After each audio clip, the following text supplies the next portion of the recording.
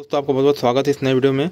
आज हम यहाँ पे सीजी लेखा एग्ज़ाम जो होता है अपना यहाँ पे छत्तीसगढ़ में, उसमें जो पेपर 5 है उसमें बहुत सारे अंतर हैं, डिफरेंस है, उसके बारे में हम यहाँ पे अध्ययन करेंगे कि क्या क्या होता है, कैसे होता है और कैसे कैसे समझना है यहाँ पे ना। क्वेश्चन जैसे आता है इसमें तो 5 आपको ऐसे कुछ छोटे छोटे सब टॉपिक देंगे यहाँ पे, और उसमें आपको 4 को बनाना रहेगा, 6 सब टॉपिक देंगे, उसमें 5 को आपको क्वेश्चन क्या करना पड़ेगा, उसमें सॉल्व करना पड़ेगा ना। तो हम देखते हैं तो कैसे क्या बनाते हैं यहाँ पे। सबसे पहले अपन अंतर देख रहे हैं यहाँ पे नकल बही और खाता बही है ना। खाता बही है ना, खाता बही मतलब क्या हो जाएगा यहाँ पे, नकल बही मतलब क्या हो जाएगा देखते हैं ना। नकल बही प्रारंभिक लेखा की पुस्तक है। नकल बही किसकी यहाँ पे, प्रारंभिक है ना, प्रारंभिक लेखा की पुस्तक है। जबकि खाता बही किसकी यहाँ पे, खाता बही वर्गीकरण की पुस्तक, किसकी यहाँ पे, वर्गीकरण की पुस्तक है ना। ये किसकी है, वर्गीकरण। खाता बही क्या करता है, वर्गीकृत करता है ना। ये क्या है, स्टार्टिंग मतलब फर्स्ट का है यहाँ पे नकल बही, और खाता बही क्या है, वर्गीकृत करता है यहाँ पे, ये मैंने बोला। उसका देखिएगा यहाँ पे नकल बही में है ना, तो ये क्या क्या है अपना नकल बही और खाता बही। तो इसमें क्या हो जाएगा यहाँ पे, नकल बही में लेख विस्तार से किया जाता है ना। नकल बही में स्मारक बही की सहायता से, स्मारक बही की सहायता से अथवा स्वतंत्र रूप से सौदे का लेखांकन किया जाता है ना। किसका, सौदे का लेखांकन किया जाता है यहाँ पे। खाता बही में नकल बही अथवा अन्य सहायक बही के आधार पर लेखे किए जाते हैं ना। नकल बही की इसमें क्या लेती है, खाता बही में नकल बही की सहायता ली जाती है ना। तो खाता बही में नकल बही की सहायता ली जाती है और अन्य सहायक बही के आधार पर लेखे किए जाते हैं ना। तो ये हो गया यहाँ पे, मतलब खाता बही कहीं ना कहीं नकल बही के ऊपर क्या डिपेंडेंट है ना। इस बही के सौदे का विस्तार है ना, सौदे का लेख विस्तार से किया जाता है यहाँ पे। सौदे का लेख विस्तार से किया जाता है इसमें। सौदे का लेख संक्षिप्त और एकत्रित रूप में किया जाता है। विस्तार मतलब क्यों, क्योंकि यह प्रारंभिक है, लेखा का प्रारंभिक लेखक की पुस्तक है यहाँ पे नकल बही है ना। और खाता बही क्या है यहाँ पे, इसमें संक्षिप्त और क्या बोला मैंने यहाँ पे, एकत्रित है ना रूप में लिखा जाता है यहाँ पे। इस बही में प्रत्येक सौदे की प्रविष्टि के साथ उसकी जानकारी व्याख्या के रूप में लिखी जाती है। बताया ना, विस्तार है तो जानकारी व्याख्या रूप में रहेगी यहाँ पे, जानकारी की व्याख्या नहीं लिखी जाती क्योंकि संक्षिप्त है और क्या एकत्रित है ना। खाता बही है ना। इस बही में, नकल बही में क्या, इस बही में प्रत्येक सौदे पर तिथिवार प्रत्येक पत्र लिखा जाता है। बताया ना यहाँ पे, ये विस्तृत है ना, विस्तृत है तो तिथिवार लिखेंगे ना, विस्तृत है तिथिवार लिखेंगे यहाँ पे। इसमें तिथि है ना, इसमें समूहबद्ध कर, समूहबद्ध मतलब वर्गीकृत कर यहाँ पे तिथि में लिखा जाता है। इसमें वर्गीकरण करते हैं, पहले बताया यहाँ पे वर्गीकरण कर यहाँ पे तिथि के साथ लिखा जाता है इसको ना। इसमें वर्गीकरण नहीं होता है यहाँ पे, इसमें वर्गीकरण होता है ना। ये हो गया यहाँ पे है ना। तो ये नकल बही का उपयोग सौदे के प्रारंभिक लेखन किया जाता है, पहले बता चुका मैं यहाँ पे। प्रारंभिक लेखों के बाद यह बही अधिक उपयोगी नहीं रहती है ना। इसके बाद इसका कोई मतलब ही नहीं है ना। प्रारंभिक लेख हो गया तो इसका कोई महत्व नहीं है यहाँ पे, इसको लो चाहे मतलब यहाँ पे। पर यहाँ खाता बही है ना, खाता बही क्या, अंतिम लेखों की पुस्तक है। ये प्रारंभिक लेखों की पुस्तक है तो ये क्या हो जाएगा यहाँ पे, अंतिम लेखों की पुस्तक है यहाँ पे। अतः इसका व्यापार में क्या किया जाता है यहाँ पे, बार बार है ना, बार बार प्रयोग किया जाता है ना। ये हो गया यहाँ पे नकल बही प्रारंभिक लेखों की पुस्तक जिसे अस्थायी अभिलेख रूप में जाना जाता है। ये क्या, एक अस्थायी अभिलेख है ना। और इसके ये किसके सहायक रूप में बनाया जाता है यहाँ पे, खाता बही सहायक रूप में बनाया जाता है। क्योंकि अगर आप खाता बही बना रहे हो तो आपको नकल बही बनाना ही पड़ेगा। तो ये अस्थायी अभिलेख है।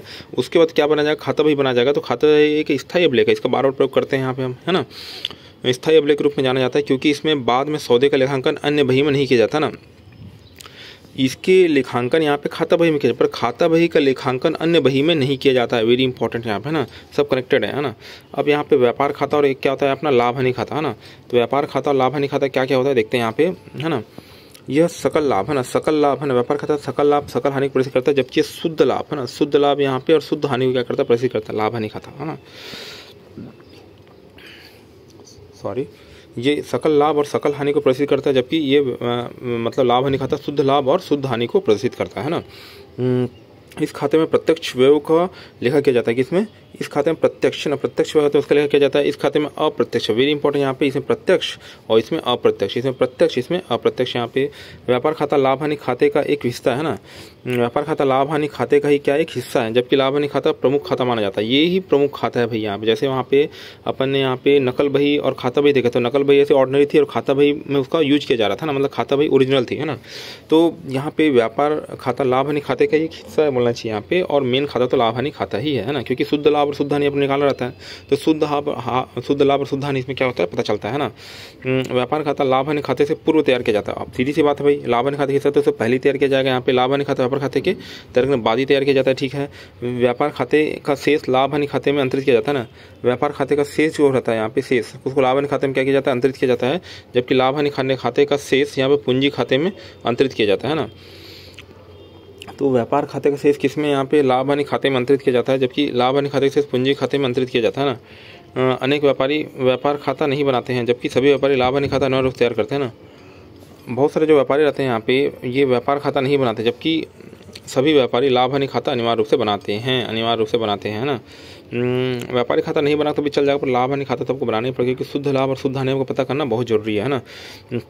पूंजीगत व्यय और आगमत व्यय क्या क्या होता है यहाँ पे। पूंजीगत व्यय, है ना, पूंजी मतलब पैसा, है ना। आगमत व्यय मतलब जो आने वाला पैसा है वो, है ना। तो पूंजीगत पैसा यहाँ पे स्थायी स्वभाव का है यहाँ पे, क्योंकि इसका संबंध स्थायी संपत्तियों क्रय से होता है ना, क्योंकि इसका संबंध स्थायी संपत्तियों क्रय से क्या होता है ना। आगमत व्यय अस्थायी स्वभाव के होते हैं। आगमत व्यय क्या अस्थायी स्वभाव के होते हैं। ये माल खरीदने व व्यापार के सामान्य संचालन तथा स्थायी संपत्तियों को रखरखाव संबंधित, है ना। अस्थायी प्रकृति है ना, इसमें व्यापार का संचालन होगा भाई, बस यहाँ पे, और कुछ नहीं, है ना। पूंजीगत व्यय मतलब जैसे आप किराना दुकान खोल दिया, तो मतलब आपको स्थायी है, जबकि चार ठेला खोल दिए कब हटा दे कुछ पता नहीं है ना। तो ये पूंजीगत व्यय यहाँ पे किराना दुकान के समान है, जबकि आगमत व्यय किसके, आप पान ठेला के समान है ना। तो एक एग्जाम्पल ऐसे दिया है यहाँ पे, कनेक्ट तो नहीं हो रहा है पर एक समझने के लिए, मतलब ये अस्थायी है यहाँ पे और एक ये स्थायी है ना। ये हो गया अपने यहाँ पे। इस व्यय से प्राप्त होने वाला लाभ दीर्घकालीन होता है ना। इस व्यय से है ना प्राप्त होने वाला लाभ क्या होता है, दीर्घकालीन। ऑब्वियस बात है, जैसे आप किराना दुकान खोलोगे उससे जो भी खर्चा करोगे दीर्घकालीन होगा।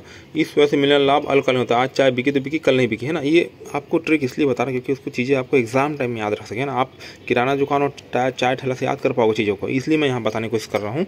इस वक्त प्राप्त होने वाला लाभ दीर्घकालीन होता है, इसमें मिलने वाला अल्पकालीन होता है। यहाँ पे पूंजीगत कभी कभी किए जाते हैं ना, कभी कभी किए जाते हैं, जबकि आगमत बार बार किए जाते हैं ना, डेली का है। इन वजह से व्यापार की लाभ अर्जित करने की क्षमता बढ़ती है, ठीक है, क्योंकि स्थायी है। और ये अस्थायी है तो लाभार्जन क्षमता बनाए रखने में मदद करता है ना। पूंजीगत व्यय की राशि आगत व्यय की तुलना में क्या होती है यहाँ पे, है ना, इसकी राशि अधिक होती है। ठीक है भाई, किराना दुकान है, बड़ा खर्चा करोगे आप यहाँ पे, जबकि आगमत व्यय की छोटी छोटी राशि होती है ना। चाय 5 रुपये चाय, इस टाइप से चाय ठेला, तो इस ऐसे करके याद रखो, है ना। पूंजीगत व्यय व्यापार में स्थापना और उसके विकास संबंध होता है ना। पूंजीगत व्यापार में स्थापना और उसके विकास संबंध होता है, जबकि यहाँ पे सामान्य संचालन, लेन देन, डेली लेन देन हो, उसके आगमत व्यय उससे संबंधित है ना। पूंजीगत व्यय में चिट्ठे में दर्शाया जाता है। यहाँ पे चिट्ठे मतलब यहाँ पे संपत्ति और दायित्व का इसमें वर्णन होता है। संपत्ति और दायित्व का वर्णन किसमें होता है, चिट्ठे में होता है ना। संपत्ति और दायित्व, है ना। तो पूंजीगत व्यय को चिट्ठे में दर्शाया जाता है, जबकि आगमत व्यय को व्यापार और लाभ हानि खाते में दर्शाया जाता है ना। जबकि आगमत व्यय किसमें, यहाँ पे व्यापार और लाभ हानि खाते में दर्शाया जाता है, ठीक है। ये हो गया व्यापार और लाभ हानि खाते में दर्शाया जाता है, क्योंकि डेली वाला है भाई यहाँ पे, है ना। पूंजीगत व्यय को व्यापार का लाभ क्या होता है, इससे व्यापार का लाभ क्या होता है, यहाँ पे बढ़ता है ना। आगमत व्यय से व्यापार का लाभ क्या होता है, घटता है ना, क्योंकि डेली वाला है इसलिए, है ना। ये हो गया यहाँ पे। अब यहाँ पे पूंजीगत प्राप्ति, है ना,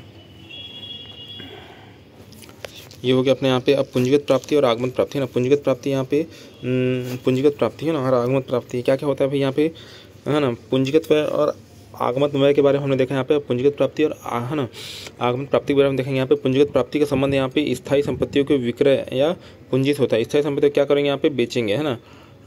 जैसे आपने किराना दुकान को बेच दिया, है ना, तो उससे कुछ प्राप्ति हुई तो क्या पूंजीगत प्राप्ति। जैसे आगमत प्राप्ति माल के विक्रय या अन्य व्यापारिक क्रियाओं के प्रतिक्रिया फलस्वरूप होता है ना। माल के विक्रय कर दिया, है ना, इसमें आपने स्थायी संपत्ति को, जैसे किराना दुकान स्थायी था, आपने उसको बेच दिया, तो वो उससे संबंधित पूंजीगत प्राप्ति। जबकि आगमन प्राप्ति क्या है यहाँ पे, जो माल क्या है यहाँ पे, अचल, है ना, चल संपत्ति है। चल संपत्ति यहाँ पे, चल संपत्ति का विक्रय किया आपने, तो उससे, है ना, ये अन्य व्यापारिक क्रियाओं का क्या है, प्रतिफल, है ना। तो आपने, है ना, माल का क्या किया है, आपने माल का विक्रय कर दिया, है ना, तो उससे संबंधित, है ना। पूंजीगत प्राप्ति अनावर्तक होती है, अर्थात इसकी आवृत्ति बार बार नहीं होती। एक स्थायी भाई है किराना दुकान, इसकी आवर्तक होती है, बार बार होती है। चाय पत्ती शक्कर मंगाए फिर बेच दी, चाय पत्ती शक्कर मंगाए फिर बेच दी, यहाँ पे चाय बना के फिर बेच दी, इस तरह से। मतलब ये स्थायी नहीं होती, अस्थायी है ना। पूंजीगत प्राप्ति की राशि अधिक होती है, सीधी सी बात है यहाँ पे। इसकी छोटी छोटी मात्रा में होती है यहाँ पे। पूंजीगत प्राप्ति का लेखा संपत्ति खाते में, है ना, या पूंजी खाते में किया जाता है यहाँ पे। जबकि आगत प्राप्ति का विक्रय खाते में, विक्रय खाते में या आय लाभ खाते में लिखा जाता है ना। ये हो गया यहाँ पे पूंजीगत प्राप्ति का लेखा संपत्ति खाते में या फिर पूंजी खाते में लिखा जाता है ना। सॉरी, इसे किस में लिखा जाएगा यहाँ पे, संपत्ति खाते, और क्या में लिखा जाएगा, पूंजी खाते में ना। तो संपत्ति खाते, पूंजी खाते में लिखा जाता है। जबकि आगम प्राप्ति को विक्रय खाते या फिर आय लाभ, है ना, आय लाभ खाते में लिखा जाता है। पूंजी प्राप्ति उदाहरण कैसे हो जाएगा यहाँ पे, ये ठोस है, जैसे व्यापार में स्वामित्व लगा पूंजी, जैसे किराना दुकान आपने खोल लिया, स्थायी संपत्ति के विक्रय से प्राप्त राशि, जैसे आपने किराना दुकान बेच दिया, है ना। ऋण पत्रों और अंश पत्रों के विक्रय से प्राप्त राशि, है ना, जैसे आपके बहुत सारे बॉन्ड पेपर पड़े हुए हैं यहाँ पे, उसको आपने बेचा तो उससे, वो भी आपका स्थायी था, आपका पैसा था, तो वो उससे आपको जो पैसा मिलेगा वो, है ना। क्षतिपूर्ति से प्राप्त राशि जो संपत्ति नष्ट होने से प्राप्त हुई है यहाँ पे, साझेदार द्वारा व्यापार में लगाई गई पूंजी, इससे भी आपको मतलब राशि प्राप्त होगी ना। आगमन प्राप्ति के उदाहरण यहाँ पे माल के विक्रय से प्राप्त राशि, है ना। माल को आपने बेचा यहाँ पे ना, माल को आपने बेचा तो उसके विक्रय से जो राशि प्राप्त होती है उसको आगमगत प्राप्ति बोलते हैं। तथा दूसरा क्या बोल रहे हैं यहाँ पे, प्राप्त आय, जैसे प्राप्त किराया, प्राप्त ब्याज, है ना, प्राप्त कमीशन इत्यादि, है ना। जैसे किराया मिल रहा है, ये आ रहा है जा रहा है, प्राप्त ब्याज ये आ रहा है कम हो रहा है घट रहा है, प्राप्त कमीशन ये कम हो रहा है घट रहा है यहाँ पे ना। तो ये सब चीज़ क्या है, अस्थायी है ना। ये सब क्या है यहाँ पे, अस्थायी है, क्योंकि आगमत या आगम व्यय है या पूंजी है ना। जबकि पूंजीगत प्राप्ति है ना या पूंजीगत व्यय है तो ये क्या हो जाएगा, हमेशा स्थायी रहेगा ना, स्थायी रहेगा यहाँ पे। क्योंकि इसको मैंने बताया था आपको, यहाँ पे किराना दुकान से याद रखना है इसको, है ना, चाय ठेला से याद रखना ना। तो किराना दुकान आपको स्थायी है, जबकि चाय ठेला क्या हो जाएगा, कभी भी ठेले को हटा दिया जाएगा। दरअसल याद रखना, तो आपको एग्जाम पॉइंट में उस पर्टिकुलर टाइम में आपको क्या होगा, याद हो जाएगा, है ना। अब सकल लाभ और शुद्ध लाभ, है ना। सकल लाभ मतलब क्या हो जाएगा यहाँ पे, व्यापार खाते में क्रेडिट सेट्स सकल लाभ कहलाता है ना, क्रेडिट से सकल लाभ कहलाता है। जबकि लाभ हानि खाते में क्रेडिट सेट्स क्या कहलाता है, यहाँ पे शुद्ध लाभ कहलाता है ना। सीधे बात बताया, सकल वाला चीज़ें आपको व्यापार खाते में दिखेगी और शुद्ध वाली चीज़ें किस में दिखेगी, लाभ हानि खाते में दिखेगी, है ना। सकल लाभ शुद्ध लाभ, है ना। सकल लाभ व्यापार में माल के क्रय विक्रय का परिणाम होता है ना, माल का क्रय विक्रय करोगे यहाँ पे। जबकि शुद्ध लाभ व्यापार में समग्र क्रियाओं का परिणाम होता है ना, ये बोला मैंने, है ना। उसके देखिए यहाँ पे सकल लाभ लाभ हानि खाते में अंतरित किया जाता है। सकल लाभ किस में किया जाता है, यहाँ पे लाभ हानि खाते में अंतरित किया जाता है, जबकि शुद्ध लाभ पूंजी खाते में अंतरित किया जाता है। जैसे सकल लाभ आपको मिल गया, है ना, आपने व्यापार खाते सकल लाभ निकाला यहाँ पे, तो सकल लाभ को लाभ हानि खाते में अंतरित किया जाएगा, यहाँ शुद्ध लाभ निकलेगा यहाँ पे। और शुद्ध लाभ को किस में अंतरित किया जाएगा, फिर यहाँ पे पूंजी खाते में लास्ट में, है ना।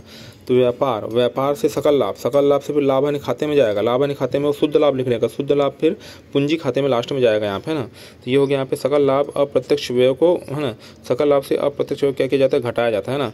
सकल लाभ से अप्रत्यक्ष व्यय घटाया जाता है, जबकि शुद्ध लाभ में पुनः व्यय को घटाने की आवश्यकता नहीं होती है। सकल लाभ में जो चीज़ करना है, जो चीज़ें करनी सकल लाभ में कर ली जाती है, यहाँ पे इसमें अप्रत्यक्ष व्यय क्या कर दिया जाता है, माइनस कर दिया जाता है। जबकि शुद्ध लाभ में, है ना, पुनः व्यय को घटाने की आवश्यकता नहीं होती है ना।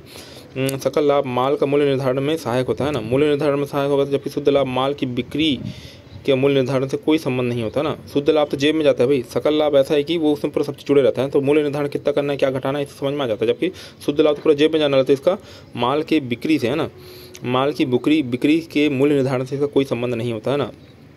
तलपट या ट्रायल बैलेंस, है ना, ट्रायल, है ना, और चिट्ठा क्या होता है देखते हैं ना। तलपट और चिट्ठा में अंतर देख रहे हैं यहाँ पे। तलपट गणितीय शुद्धता की जांच हेतु बनाया जाता है, मतलब प्लस माइनस यहाँ पे, है ना, इसको अलग से लास्ट में बनाते हैं यहाँ पे तलपट को, ताकि गणित में जो, है ना, मैथमेटिकल एरर होते हैं उसको जाना जा सके ना। चिट्ठा व्यवसाय विशेष की आर्थिक स्थिति, है ना, व्यवसाय विशेष की आर्थिक स्थिति को प्रसिद्ध करने तो बनाया जाता है ना। आर्थिक स्थिति कैसी है ना, चिट्ठा में क्या रहता है अपना, संपत्ति और दायित्व होते हैं ना। तो आर्थिक स्थिति का पता तो संपत्ति और दायित्व ही होगा यहाँ पे, ये हो गया ना। तलपट किसी समय बनाया जा सकता है, कभी बना लो, है ना, प्लस जोड़ तो कभी भी कर सकते हो ना, प्लस माइनस तो कभी भी कर सकते हैं यहाँ पे। जबकि यहाँ पे चिट्ठा प्राय वर्ष में एक बार बनाया जाता है ना। तलपट व्यापार और लाभ हानि खाता के तैयार करने के पहले बनाया जाता है ना, जबकि चिट्ठा व्यापार एवं लाभ हानि खाते के बाद में बनाया जाता है ना। ये पहले बनाया जाता है, ये बाद में, है ना, ये पहले बनाया जाता है, ये बाद में, है ना। तलपट को विशेष क्रम में नहीं बनाया जाता है ना, तलपट को विशेष क्रम में नहीं बनाया जाता है यहाँ पे। जबकि चिट्ठे को विशेष क्रम, है ना, अब विशेष क्रम में क्यों बनाएंगे, आपको प्लस और माइनस ही करना है यहाँ बस, है ना। तो प्लस माइनस करना तो आगे पीछे लिखो, आपका जोड़ लास्ट में सही आना चाहिए। जबकि चिट्ठे में विशेष क्रम तरलता या स्थायी क्रम में बनाया जाता है, एकदम फ्लुएंट बनाया जाता है इसको ना। तलपट खाते में शेष विकलन शेष, है ना, तलपट खाते में शेष विकलन शेष या समाकलन शेष के रूप में लिखते हैं। जबकि चिट्ठे में दायित्व संपत्ति, पहले बता दिया मैं यहाँ पे, दायित्व और संपत्ति के रूप में लिखते हैं, है ना। तलपट में सामान्य समायोजन के मदों का समावेश नहीं होता ना, सामान्य समायोजन के मदों का समावेश नहीं होता। जबकि चिट्ठे में प्रत्येक समायोजन के मदों का समावेश होता है ना। तलपट को में प्रारंभिक स्कंद लिखा जाता है, अंतिम स्कंद, इसमें प्रारंभिक स्कंद लिखा जाएगा, यहाँ पे अंतिम स्कंद नहीं लिखा जाता। जबकि चिट्ठे में अंतिम स्कंद लिखा जाता है, प्रारंभिक स्कंद नहीं लिखा जाता, है ना। ठीक है भाई, चिट्ठे को साल में अंत बना रहे हैं यहाँ पे। तलपट में प्रारंभिक स्कंद ही लिखा जाएगा और चिट्ठे में अंतिम स्कंद ही लिखा जाएगा ना। तलपट लेखों का सारांश है जो लाभ हानि तथा वित्तीय स्थिति को नहीं बताता ना। तलपट लेखों का क्या है, सारांश है जो लाभ हानि या वित्तीय स्थिति को नहीं बताता। जबकि चिट्ठा सभी लेखों के सारांश होता है, सभी लेखों का क्या होता है, सारांश होता है, जो लाभ हानि और वित्तीय स्थिति को बताता है ना, जो लाभ हानि और वित्तीय स्थिति क्या करता है, बताता है ना। तलपट तुलनात्मक अध्ययन के लिए सार्थक नहीं है, चिट्ठा तुलनात्मक अध्ययन के लिए सार्थक होता है ना। तलपट को न्यायालय वैधानिक दृष्टि से मान्य नहीं करता है यहाँ पे, चिट्ठे को न्यायालय वैधानिक दृष्टि से मान्य करता है ना। तो तलपट क्या हो जाए यहाँ पे, न्यायालय वैधानिक दृष्टि से क्या करता है, मान्य नहीं करता। तलपट को न्यायालय वैधानिक दृष्टि से मान्य करता है क्या, नहीं करता। जबकि आप चिट्ठे को कोर्ट में डालो तो ये कोर्ट में आपका मान्य रहेगा, है ना। व्यापार लाभ हानि खाता तथा चिट्ठा ना, अब इसको इससे मतलब क्या करना है, कंपेरिजन करना है ना। तो व्यापार और लाभ हानि खाता, है ना, ये चिट्ठा, है ना। तो यह एक खाता है, इसमें विकलन समाकलन पक्ष दोनों होते हैं, है ना। यह एक विवरण है जिसमें देयता या और संपत्ति होते हैं, दायित्व और संपत्ति होते हैं। यह व्यापारिक अवधि के लिए खाते के रूप में बनाया जाता है, यह निश्चित अवधि के लिए, है ना। ये व्यापारिक अवधि के लिए बनाया जाता है, बस इसको निश्चित अवधि के लिए बनाया जाता है, साल के अंत में बनाते हैं इसको, है ना। इसमें लाभ हानि तथा कुछ वस्तुगत खातों को लिखा जाता है ना। इसमें व्यक्तिगत तथा वास्तविक खातों को लिखा जाता है ना। इसमें लाभ हानि और कुछ वस्तुगत, है ना। इसमें व्यक्तिगत मतलब साल के अंत में बना रहा है, और वास्तविक खातों को लिखा जाएगा, ऐसा नहीं कुछ भी आप इसमें कुछ भी एंड वेंड लिख रहे हैं। इसमें एकदम एक्चुअल और एक्यूरेट चीज़ ही लिखनी है यहाँ पे, है ना। शुद्ध लाभ शुद्ध हानि बताता है, व्यापार की आर्थिक स्थिति को बताएगा यहाँ पे, है ना। आपकी संपत्ति और दायित्व किस लेवल पे चल रहे हैं उसको बताएगा ना। यह व्यापार अर्जन की क्षमता बताता है, क्षमता को बताता है यहाँ पे। यह शुद्ध मूल्य, यह व्यापार के शुद्ध मूल्य को बताता है ना। यह व्यापार की अर्जन क्षमता को बताता है, यह शुद्ध मूल्य को बताता है ना। तलपट के आधार पर, है, यह तलपट के आधार पर तैयार होता है। यह तलपट और लाभ हानि खातों दोनों का आधार बनाया जाता है ना। यह तलपट, हाँ, तलपट के आधार पर तैयार होगा, जैसे जबकि तलपट प्लस क्या बोला है मैंने यहाँ पे, लाभ हानि खातों दोनों के आधार पर बनाया जाता है ना। क्रय वापसी और विक्रय वापसी क्या होता है ना। तो क्रय वापसी और विक्रय वापसी ना, किसी माल को किसी से माल खरीदा, है ना, और कुछ माल वापस कर दिया। जैसे मान लो चलो मैंने यहाँ पे एक टूथपेस्ट, है ना, टूथपेस्ट यहाँ पे क्या किया, यहाँ पे टूथपेस्ट लिया यहाँ पे ना, किसी से माल खरीदा मैंने, टूथपेस्ट लिया बहुत सारा बल्क में किराना दुकान के लिए, और कुछ माल वापस कर दिया। अब टूथपेस्ट मान लो चलो मेरे पास पतंजलि का चाहिए था और मैं कोलगेट चाहिए था ना, तो पूरा पतंजलि का आ गया, तो कुछ पतंजलि के मालों क्या कर दूंगा मैं यहाँ पे, वापस कर दूंगा, है ना। रामदेव बाबा को वापस कर दिया यहाँ पे, ऐसा याद रखो। तो इस क्रय वापसी कहलाएगा, खरीदा और वापस कर दिया। किसी माल को बेचा, मान चलो मैं दुकान में मेरा माल आ गया, एक पतंजलि का टूथपेस्ट है और एक कोलगेट का टूथपेस्ट, है ना। तो कुछ माल, है ना, तो यहाँ पे मान चलो मैंने किसी, है ना, जो मेरे पास ग्राहक आया उसको क्या कर दिया यहाँ पे, कुछ माल बेचा, दोनों दे दिया, है ना, पर उसको पूरा माल किससे चाहिए था, यहाँ पे पतंजलि का ही चाहिए था ना। तो कोलगेट का क्या करेगा यहाँ पे, उसने सामने वाले ने वापस कर दिया, तो इसे विक्रय वापसी बोलते हैं ना। ये क्रेडिट पक्ष में, है ना, दिखाया जाता है। क्रेडिट पक्ष में क्यों, क्योंकि ये वापसी हुई है तो क्रेडिट पक्ष में आएगा ना। जबकि डेबिट पक्ष में दिखाया जाता है ना, क्योंकि इसको मतलब बिकना था पर नहीं बिका यहाँ पे, तो ये क्या जाएगा, डेबिट पक्ष में आएगा ना। अंतिम खाते बनाते समय इसे क्रय में घटाकर शुद्ध क्रय ज्ञात करते हैं। अंतिम खाता बनाते समय इसे क्रय में से घटाकर शुद्ध क्रय ज्ञात करते हैं। अंतिम खाता बनाते समय इसे विक्रय में से, है ना, विक्रय में से घटाकर शुद्ध विक्रय ज्ञात करते हैं, है ना। शुद्ध विक्रय इसमें क्या करते हैं, ज्ञात करते हैं। प्राप्ति, है ना, प्राप्ति एवं भुगतान खाता और आय व्यय खाता, है ना। प्राप्ति एवं भुगतान खाता और आय व्यय खाता, है ना। इसे नकदी लेन देन की प्रविष्टि की जाती है ना। प्राप्ति भुगतान खाते में इसमें नकदी लेन देन इसमें नकदी के अतिरिक्त अन्य पुस्तकीय समायोजन भी क्या किया जाता है, प्रविष्टि की जाती है ना। इस प्रकार यह लाभ हानि खाते का एक क्या स्वरूप है ना। प्राप्ति एवं भुगतान खाता और आय व्यय खाता, है ना। इसमें नकदी में प्रारंभ तथा अंत में शेष को दिखाया जाता है ना। प्राप्ति भुगतान खाता मतलब आप नकदी ले रहे हो तो प्रारंभ अंत में क्या शेष बच रहा है उसके बारे में बताया जाएगा। इसमें नकदी प्रारंभ तथा शेष न दर्शाकर लाभ एवं हानि को बताया जाता है ना। लाभ और हानि, है ना, लाभ और हानि बताया जाता है यहाँ पे। इसमें नकदी में प्राप्त भुगतान चाहे उस वर्ष के अलावा पूर्व वर्ष से संबंधित हो, इंद्राज किया जाता है ना। उस वर्ष के अलावा पूर्व वर्ष से संबंधित हो, जो भी है उस वर्ष के अलावा पूर्व संबंधित, उसको भी बताया जाएगा यहाँ पे। इसमें सिर्फ उसी व्यय का, है ना, उसी वर्ष का आय व्यय संबंधित खर्चे का समायोजन किया जाता है। उसी वर्ष संबंधित आय व्यय खर्चे का समायोजन किया जाता है ना। इसमें बाई तरफ प्राप्ति और दाई तरफ भुगतान राशि अंकित की जाती है ना। इसमें बाई तरफ क्या बोला, प्राप्ति, और दाई तरफ क्या बोला यहाँ पे, भुगतान, है ना। बाई तरफ क्या, प्राप्ति, और दाई तरफ क्या हो जाएगा, भुगतान, है ना। जैसे यहाँ पे ये प्राप्ति हो गया यहाँ पे बाई तरफ, और ये दाई तरफ क्या जाएगा, भुगतान, इसको बताया जाता है। इसमें बाई तरफ व्यय, है ना, इसमें बाई तरफ दाई तरफ आय, है ना। इसमें एक बाई तरफ क्या हो जाएगा यहाँ पे व्यय, है ना, और दाई तरफ क्या हो जाएगा यहाँ पे आय, इसको बताया जाएगा। इसमें रोकड़ से दर्शाता जाता है, स्वतंत्र विवरण होता है ना। यह इसके पश्चात चिट्ठा बनाना अनिवार्य होता है। चिट्ठा बनाने से पहले क्या बनाना पड़ेगा अपनों का, आय व्यय खाता बनाना पड़ेगा, है ना। इसमें यह रोकड़ से दर्शाता है और स्वतंत्र विवरण क्या करता है, बताता है ना। तो अगर चिट्ठा बनाना है तो आपको आय व्यय खाता बनाना ही पड़ेगा ना। इसमें नकदी की प्रविष्टि होती है, बताया मैंने पहले, यहाँ पे पूंजीगत आय और पूंजीगत व्यय नहीं लिखे जाते हैं। इसमें नकदी की क्या होती है, प्रविष्टि होती है ना। इसमें उधार पर क्रय की गई तथा दी गई तथा किसी को बकाया वेतन और अप्राप्त चंदे आदि के विवरण अंकित नहीं किए जा करते हैं ना। इसमें उधार पर क्रय की गई या दी गई तथा किसी बकाया वेतन या अप्राप्त चंदे आदि के विवरण अंकित नहीं करते हैं यहाँ पे। इसमें उस वर्ष संबंधित सभी उधार पर हुए लेन देन, बकाया वेतन और अप्राप्त चंदे आदि की रकम समायोजित किया जाता है ना। इसमें उसी वर्ष संबंधित उधार में हुए लेन देन, बकाया वेतन, अप्राप्त चंदे आदि का समायोजन किया जाता है ना, उसी वर्ष के ना। इसमें मतलब बहुत 2-3 वर्ष के यहाँ पे उधार में कही गई दी गई राशि किसी बकाया वेतन, अप्राप्त चंदे आदि के विवरण अंकित नहीं करते हैं ना, क्योंकि 2-3 वर्ष के लिए बनता है। इसमें यहाँ पे अभी करंट वाला 1 साल के लिए बन रहा था, इसमें कुछ अंकित कर लेंगे है ना। बैंक ड्राफ्ट या बैंक ओवरड्राफ्ट दोनों में अंतर। यहाँ पे बैंक ड्राफ्ट क्या होता है, बैंक ओवरड्राफ्ट क्या होता है ना। बैंक ड्राफ्ट है ना, अब चाहिए यहाँ पे बैंक ड्राफ्ट क्या होता है, धन को एक स्थान दूसरे स्थान भेजने का एक माध्यम है, इसे बैंक बनाता है ना। जब कोई व्यापारी भुगतान बैंक ड्राफ्ट के माध्यम से करना चाहता है तब इसे बैंक से बनवाया जाता है ना। मान लो यहाँ पे कोई बंदा ए है, कोई बंदा बी है, ये इसको क्या करना है, बंदे ए व्यापारी को बंदे बी व्यापारी को पैसा भेजना है, तो पैसा भेजेगा, चोरी हो जाएगा यहाँ पे है ना। तो क्या करेगा, यहाँ पे बैंक ड्राफ्ट बनाएगा। बैंक ड्राफ्ट बनाएगा इसके लिए, या बैंक बनाता है और बैंक क्या करेगा, इसके लिए कमीशन लेगा ना। क्या लेगा यहाँ पे, कमीशन लेगा यहाँ पे। तो क्या हो जाएगा यहाँ पे, कमीशन जो लेगा यहाँ पे, तो इससे क्या हो जाएगा यहाँ पे, जो भी यहाँ पे बैंक ड्राफ्ट बनाया जाएगा वो संबंधित राशि मतलब यहाँ बैंक ड्राफ्ट बी को मिलेगा, और बी फिर वहीं के स्थानीय बैंक में जाकर क्या कर लेगा यहाँ पे, वैसे वहाँ पे ले लेगा ना। तो ये बैंक इसे बनाने कमीशन लेता है, पहले ही बताया मैंने यहाँ पे। जबकि बैंक ओवरड्राफ्ट क्या होता है, जमा राशि से अधिकरण किया जाता है। जैसे यहाँ पे पीएम जनधन योजना जो आई थी यहाँ पे है ना, इसमें क्या किया जाता है, यहाँ पे 10,000 रुपये ओवरड्राफ्ट की सुविधा थी है ना। तो वही ओवरड्राफ्ट है यहाँ पे, जितना आपको लिमिटेड चाहिए यहाँ पे उससे आप अधिक धन निकाल सकते हो। जैसे क्रेडिट कार्ड है ना, ऐसी सुविधा बैंक अपने ग्राहकों को प्रदान करता है, तो अधिक निकासी पर बैंक ब्याज भी वसूल करता है ना। आप अधिक पैसा निकाल रहे हो भाई, इस पर ब्याज भी लगेगा है ना। क्रेडिट कार्ड समझ लो यहाँ पे ओवरड्राफ्ट, और यहाँ पे प्रधानमंत्री जनधन योजना है तो उसमें 10,000 रुपये अतिरिक्त पैसा आप निकाल सकते थे, तो उसके ऊपर बेस्ड है ना। तो यहाँ पे इस वीडियो में अपना अंतर खत्म होता है यहाँ पे। आपका वीडियो में बने रहने के लिए बहुत बहुत धन्यवाद। आपका दिन शुभ हो।